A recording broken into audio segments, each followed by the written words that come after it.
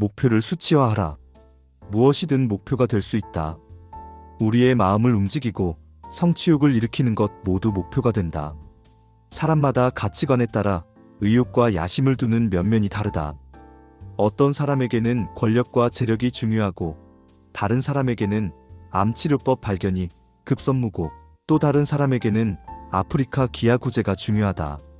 동기를 유발하는 모든 것이 목표다. 목표가 동기 유발 요인이 되려면 목표를 구체적이고 측정 가능한 용어로 명시해야 한다. 날짜, 기간, 기대치, 모양, 색깔, 규격, 결과물을 상세히 설정해야 한다.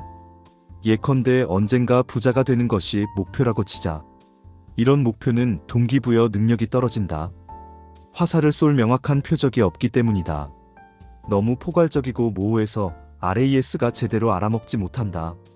그런데 같은 목표를 이렇게 묘사한다면 5년 후 8월 15일 자정까지 순자산 100만 달러를 확보하고 부채는 전혀 없는 상태가 된다. 이러면 즉각 행동에 옮길 의욕이 생긴다. 구체적 액수와 기한이 주어졌기 때문이다. 이 경우 RAS가 바로 목표를 이룰 방법을 찾기 시작한다.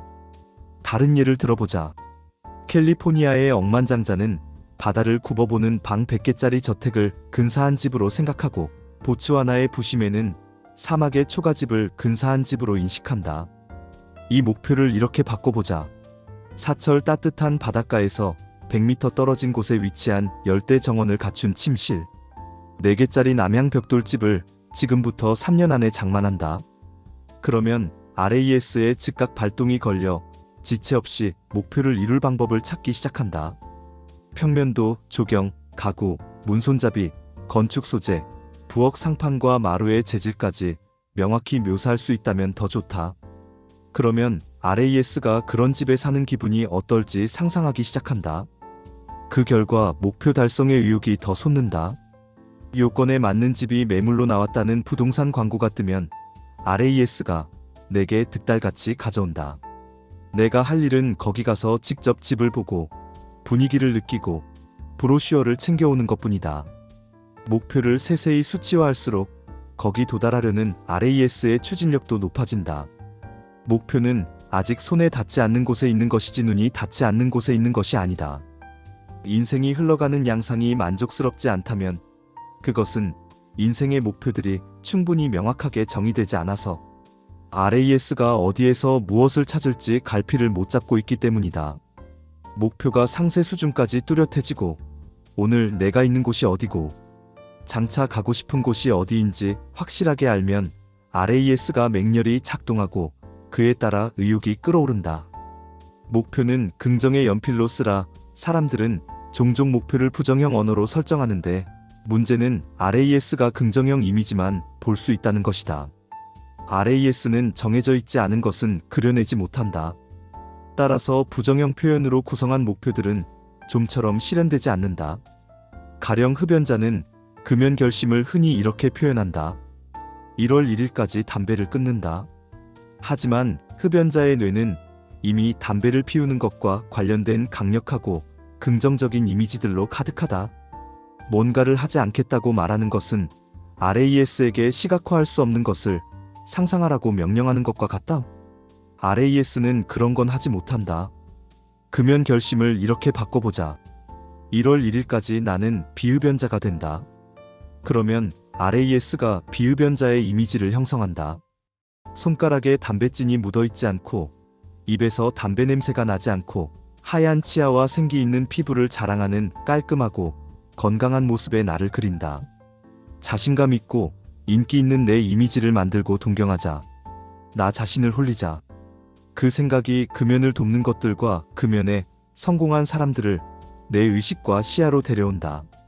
긍정형 언어로 규정된 목표는 마음의 동기부여 이미지를 만들지만 부정형 언어로 규정된 목표는 그 어떤 심적 이미지도 만들지 못한다. 만약 몸무게가 100kg이고 10kg 감량을 원할 때 10kg을 뺀다라는 목표는 별 효과가 없다. 내 마음에는 이미 100kg 나가는 사람의 이미지가 선명하게 박혀있기 때문이다. 그 이미지가 내게 그 체중을 유지하는 데 필요한 만큼 먹도록 종용한다. 하지만 목표를 나는 6월 20일까지 90kg이 된다로 바꾸면 상황이 달라진다. 내 마음은 90kg의 내 모습을 형상화하고 RAS에게 거기에 부합하는 정보를 찾도록 지시한다. RAS는 90kg이 된 내 이미지를 내 잠재의식에 전달하고 이 목표를 향해 나를 몰아간다. 그러므로 목표는 긍정형으로 만들어야 한다. 우리 마음은 긍정형의 심상만 만들 수 있다. 심상을 만들 수 없는 지시는 아무 의미가 없다. 목표를 실감하라. 사고 싶은 차에 시승했다가 다시 나의 낡은 차를 탔을 때를 생각해보자. 기분이 어땠는가? 내 차가 유난히 더 낡아 보이고 차를 바꾸겠다는 의지가 한층 불타오르지 않았는가? 목표에 부합하는 이미지들에 물리적 정서적으로 접근할수록 해당 목표에 빨리 다다르게 된다. 예를 들어보자. 당신은 빨간색 4인승 컨버터블을 가지고 싶다. 당신은 그런 차의 사진과 탑승 후기와 판매 실적과 브로슈어를 검색한다. 하지만 당신의 미래 별장이 있는 해안선을 따라 직접 시운전을 나간다면 이미지만 검색했을 때와는 비할 수 없이 가상 체험의 질이 수직 상승한다. 당신은 정서적으로 이 목표와 한층 강하게 밀착된다. 자선 사업에 뜻을 둔 사람은 다른 사람들의 자선 활동에 관한 글에서 영감을 받고 의지를 다진다. 그러다가 하루 정도 구세군 무료 급식소에 자원봉사를 나가거나 불우이웃 돕기 행사에 실제로 참가해본다. 그 목표가 정말 내게 맞는 목표라면 하고 싶은 마음이 더 모락모락 일고 몸이 근질근질해진다. 자녀를 인류학교에 보내고 싶은 부모라면 거기 관한 글만 읽지 말고 학교 견학을 예약해서 그 학교의 분위기를 직접 느껴보자. 학비를 어떻게 충당할지는 아직 걱정할 필요 없다. 그건 RAS가 알아서 해결하도록 놔두자. 대개는 평생의 반려자를 우연히 만난다. 반려자를 만나는 것은 어쩌면 인생의 가장 중요한 문제다. 그렇다면 내가 정확히 원하는 짝을 만나는 게 좋지 않을까? 완벽한 배우자의 이미지를 마음에 그리자. 가령 탄탄한 체격, 밝고 긍정적인 사고, 유머 감각, 맑은 눈을 가진 호감 가는 남성 또는 여성. 그리고 이 기준에 부합하는 사람과만 데이트한다. 간단해 보이지만 의외로 이렇게 하는 사람이 드물다. 대개는 인생에서 마주치는 사람들 또는 결혼정보회사의 데이터베이스를 모집단 삼아 거기서 선택한다. 정말로 눈에 차는 것을 목표로 삼자. 눈에 들어오는 것 중 그나마 나은 것에 안주하지 말자. 뇌가 목표를 상대하는 방법. 내 꿈을 상상할 수 없다면 아직은 그 꿈을 이룰 준비가 되어 있지 않은 셈이다. 우리 뇌는 물리적 또는 정신적으로 달성 가능한 것들만 심상으로 만든다. 스포츠 세계는 이 사실을 이미 수십 년 전부터 활용해왔다. 내 마음이 특정 목표를 달성한 내 모습을 그릴 수 있으면 내 몸이 그것을 해낼 수 있다. 캐나다 비숍스 대학교의 에린 샤켈에린 SHACKELL과 라이오넬 스탠딩 라이어널 스탠딩 교수는 마음속으로 역기를 드는 훈련을 하면 몸이 그 이미지에 반응해 실제로 역기를 들 때 실질적인 실력 향상으로 나타난다는 것을 실험으로 증명했다. 자신이 총리나 대통령이 되는 모습을 상상할 수 있다면 그 목표를 달성할 토대를 내 내면에 구축했다고 볼 수 있다. 애초에 상상조차 되지 않는 일을 달성하기는 어렵다. 따라서 목표를 글로 자세히 쓸 수 있다면 아무리 벅차 보이는 꿈이라도 이미 내 내면에 성공의 씨앗이 있는 셈이다. 상상조차 되지 않는 것을 꿈이라고 할 수는 없다. 상상이 되지 않으면 지금으로서는 꿈을 이루는데 필요한 요건을 갖추지 못한 것이다. 하지만 역으로 해석하면 이 말은 엄청난 기회를 의미한다. 나폴레온 힐이 1937년에 말한 것처럼 무언가를 열심히 생각하면 몸이 그것을 달성한다는 뜻이니까 상상할 수 있다면 실현할 소질도 있는 것이다. 억만장자가 된 모습을 마음에 그릴 수 있다면 내 안에 재정적 성공의 가능성이 있는 것이다. 절벽 아래 요동치는 급류로 번지점프하는 장면을 상상할 수 있다면 나는 실제로도 번지점프를 할 수 있는 사람이다. 2만 명의 청중 앞에서 강연하는 내 모습을 상상하는 것이 즐겁다면 내게는 세계적 강연자의 자질이 농후하다. 병 없이 건강하게 사는 자신을 상상하라. 내 몸은 내가 상상하는 결과를 향해 움직이게 된다. 마음에 그리는 족족 성공이 보장되지는 않는다. 인생이 그렇게 녹록하지는 않다. 하지만 바라는 상황을 시각화하는 능력이 우리를 꿈의 현실화로 향하는 궤도에 올린다. 가장 중요한 첫걸음은 최종 결과를 획득하는 자신의 모습을 상상하는 것이다. 그것을 어떻게 해낼지는 아직 생각하지 않는다. 어떻게에 대해서는 나중에 논할 것이다. 그러나 사람들은 대개 반대로 한다. 방법만 궁리하다가 좌절감을 빠져 생각을 접고 만다. 명확하게 정의된 목표가 없으면 우리는 사소한 일상 수행에 급급해져 결국 일상의 노예가 된다. RAS를 발동하라. 목표 설정이 이루어지면 RAS가 마음을 모은다. 전에는 관심 없던 것들을 갑자기 의식하게 된다. 이제는 내게 유용하고 중요한 것이 되었기 때문이다. 이제는 내게 해당 사항이 되었기 때문이다. 인간관계가 이를 이루는 유도제요, 가속장치요, 윤활유라는 건 만고의 진리다. 업무적인 모임이나 행사에서 누군가의 이름이 언급됐다고 치자. 목표 실현에 유리한 인맥이 될 만한 사람이다. 과거에는 나와 상관없는 이름이었기에 RAS가 무시했지만 지금은 사정이 다르다. 마음에 둔 목표와 닿아있기에 귀가 번쩍한다. 그래서 직접 나서서 또는 옆 사람의 옆구리를 찔러서 그 사람에게 나를 알리고 친분을 튼다. RAS가 찰나의 순간에 이 금쪽 같은 정보를 집어낸다. 내게 무엇이 중요한지 결정한 순간 RAS가 활성화된다. 행사장이 아무리 어수선하고 음악 소리가 시끄러워도 RAS는 필요한 정보를 칼같이 분리해낸다. 목표 목록을 사방에 붙여두라. 목표 목록을 작성했다면 목록을 사방에 전시하자. 냉장고에 붙이고 컴퓨터 화면 보호기로 만들고 핸드폰 화면에도 깐다. 사방에 붙인다. 뇌가 각각의 목표를 지속적으로 감정하고 심사해서 그것이 내게 가지는 의미를 줄기차게 조정 또는 강화하게 한다. 목표가 실현되었을 때의 인생을 뇌에게 예행 연습시키는 효과도 있다. 우리 뇌에는 수십억 개의 신경세포가 갖가지 신경회로를 형성해 판단을 내리고 몸에 명령을 전달한다.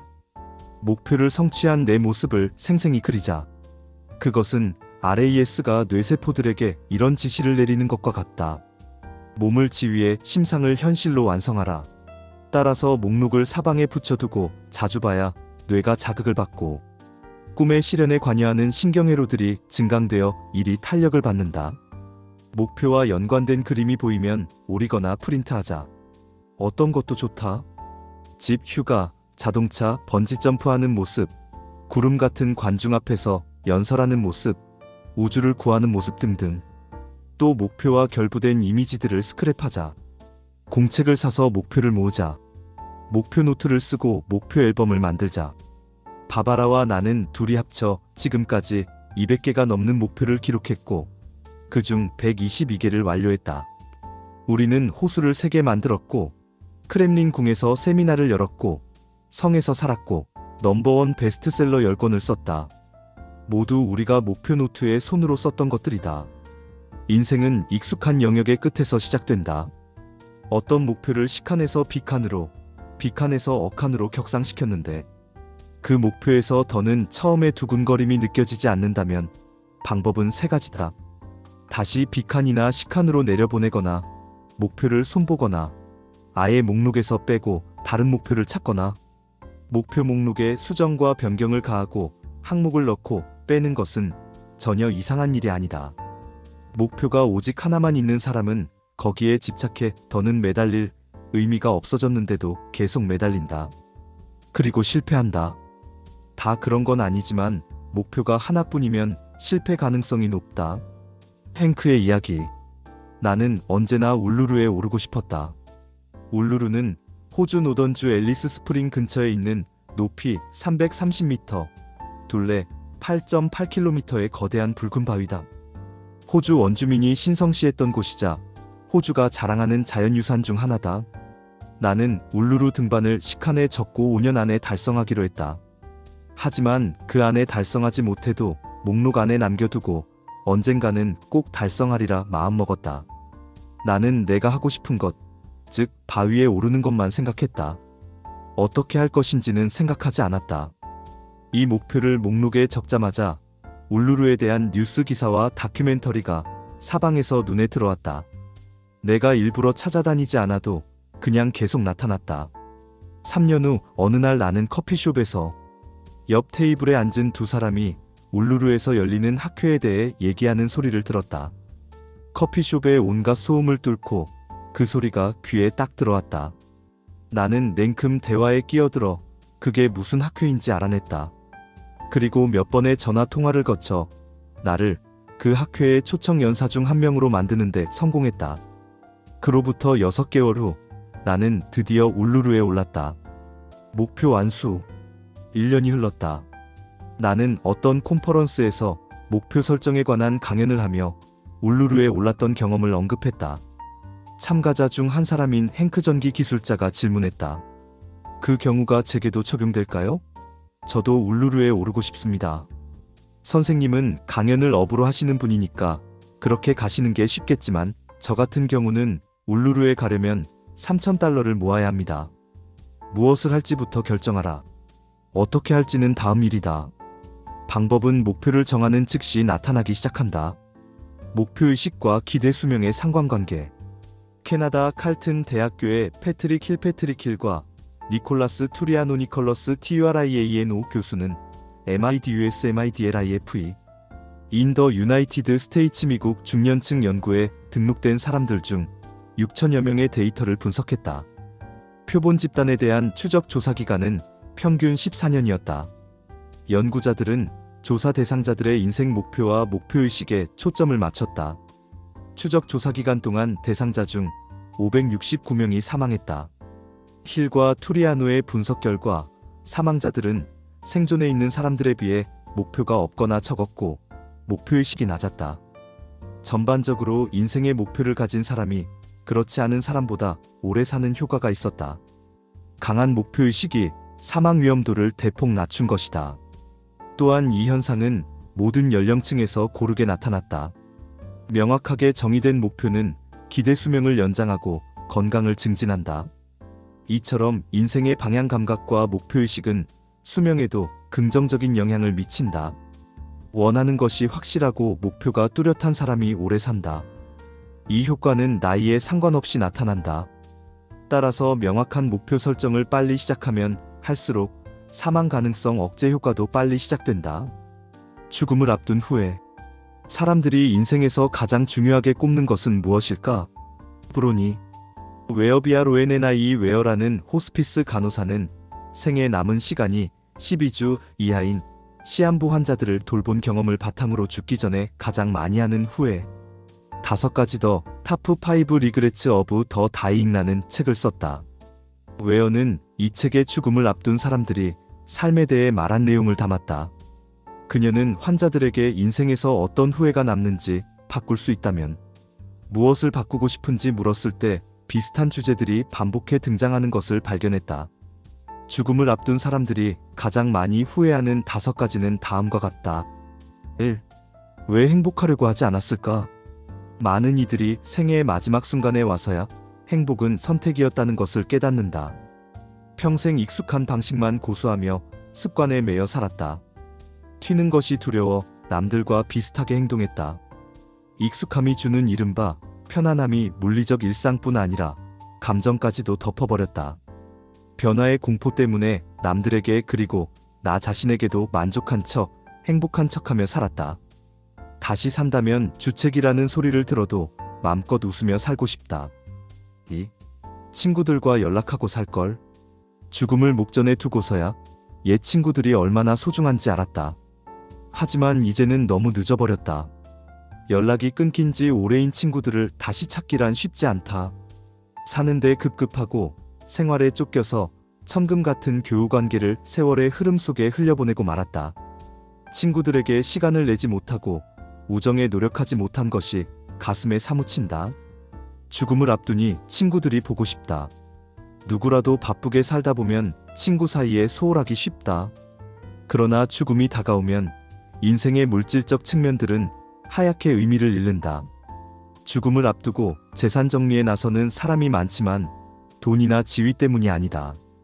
그런 것은 더 이상 의미가 없다. 뒤에 남을 사람들을 배려한 조치일 뿐이다. 그마저도 어려울 때가 많다. 병세가 심하거나 몸이 너무 쇠약해져서 일처리나 의사결정 자체가 힘들어지기도 한다. 죽음을 앞둔 사람에게는 모든 것이 사랑과 관계로 귀결된다. 삶의 마지막에 남는 것은 결국 사랑과 사람뿐이다. 3. 내 감정에 솔직하지 못했다. 주위 사람들과 원만하게 지내려는 생각에 감정을 억누르고 살았다. 결과적으로 나는 있으나 마나 한 평범한 존재가 되었고, 내가 정말로 되고 싶었던 내 모습을 위해서는 별 시도조차 하지 못했다. 당연히 분하고 억울한 마음이 쌓였고, 마음에 쌓인 화가 여러 병증으로 이어졌다. 나는 다른 사람들의 반응을 통제할 수 없다. 그러나 내 감정에 솔직하게 속을 터놓고 살겠다는 결심은 할 수 있다. 처음에는 허심탄회하고 당당한 당신의 모습을 사람들이 낯설어할지 모르지만 얼마 안 가 대인관계도 새로운 국면으로 보다 건강하게 바뀌게 된다. 또 당신의 인생에서 도움이 되지 않는 관계들을 이 기회에 털어낼 수 있다. 어느 경우든 승자는 당신이다. 4. 그렇게까지 열심히 일할 필요가 없었다. 이런 후회는 주로 남자 환자들이 했다. 일에 쫓겨서 또는 성공을 쫓느라 아이들이 크는 것도 제대로 못 보고 배우자와의 관계도 챙기지 못했다. 여자 환자들도 간혹 이런 후회를 한다. 하지만 환자의 대부분은 노인이고 그들이 젊었을 때는 여자가 직장 생활을 하는 경우가 드물었다. 외여가 간호한 남자 환자들 모두 평생 일하는 기계처럼 다람쥐, 쳇바퀴 같은 생활에 찌들어 산 것을 뼈저리게 후회했다. 생활 방식을 소박하게 유지하려고 의식적으로 노력하면 사는데 생각만큼 많은 돈이 들지 않는다. 인생에 여백을 두고 생활에 숨 쉴 틈을 만들자. 그러면 새로운 라이프 스타일에 맞는 새로운 기회들이 열린다. 그것이 보다 행복하게 사는 길이다. 5. 내 인생이 아닌 타인의 기대에만 충실했다. 이것이 가장 보편적인 후회다. 삶이 얼마 남지 않았다는 인식은 지나간 삶을 어느 때보다 명철하게 돌아보게 한다. 마음에 품었던 꿈은 많지만 남들의 간섭과 참견에 밀려 이루지 못하고 흘려보낸 것이 대부분이었다. 꿈의 반은 제대로 시도조차 못했다. 이제 죽을 날을 받아놓고 생각하니 한 것도 하지 않는 것도 결국은 모두 내 선택이었다. 자신의 꿈을 존중하며 살았는지 여부는 인생의 성공을 논하는데 매우 중요한 판단 지표가 된다. 명확하게 목표를 설정함으로써 자신의 꿈을 존중하자. 건강을 잃는 순간 모두 늦은 일이 되고 만다. 사람들은 건강을 잃고 난 다음에야 건강이 주는 자유를 절감한다. 인생의 우여곡절과 함정, 그리고 반전. 사람들은 목표 달성의 과정을 중간에 몇몇 장애물이 있을 뿐인 단거리 직진 코스로 생각한다. 하지만 현실은 딴판이다. 목표 달성의 길은 수많은 우여곡절과 반전과 함정, 예기치 못한 만남과 기회로 점철된 장거리 여정이다. 상황이 어떻게 전개될지, 어느 문이 어디로 열릴지 알 수 없다. 간절한 소원이라고 믿었던 목표를 향해 출발했지만 한참 가다가 그만큼 간절한 소원은 아니란 것을 깨달을 때도 있다. 하지만 출발하기 전까지는 내가 정말로 무엇을 원하는지 알 수 없을 때도 많다. 반대로 목록에 적었던 시점에는 부차적으로 느껴졌던 목표가 인생의 주도적 경험으로 진화할 수도 있다. 바바라와 내가 러시아에 진출한 경험이 그렇다. 경험해보기 전에는 어떤 목표가 어떤 경험을 안겨줄지 알 수 없다. 그래서 목표 목록은 길수록 좋다. 절실한 목표든 흥미거리에 불과한 목표든 목표는 많은 게 좋다.